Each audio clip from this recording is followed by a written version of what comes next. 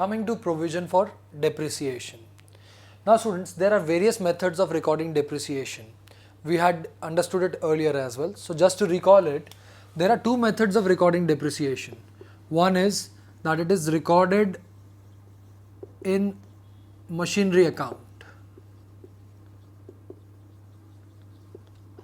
That is charged to machinery account or charged to assets account.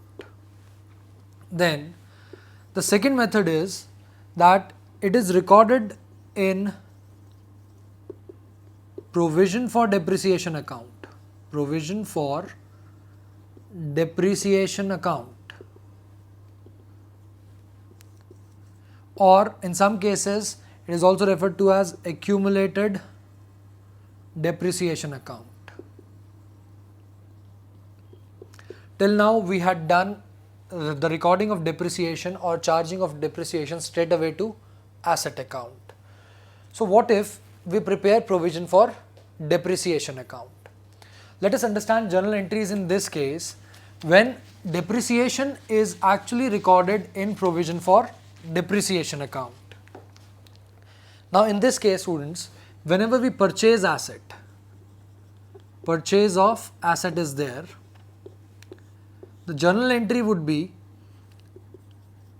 assets account debited to bank, that is purchase value,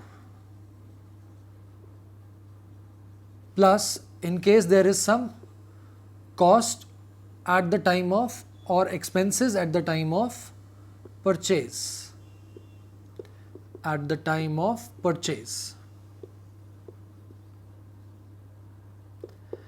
Then at the end of this year when the depreciation is to be charged, that is depreciation is charged,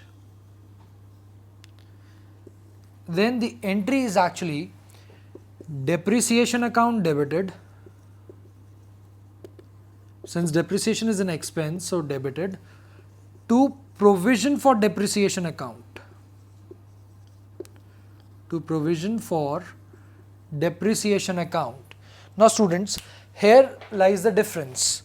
That is, earlier we used to charge depreciation to asset account, but in this case it is being charged to provision for depreciation account, that is the amount of depreciation for the year. Then at the end of the year, since depreciation is an expense, it would be transferred to profit and loss account, that is profit and loss account debited to depreciation. Again depreciation would be the amount that would be transferred. Do remember, you have to write narration in all these journal entries.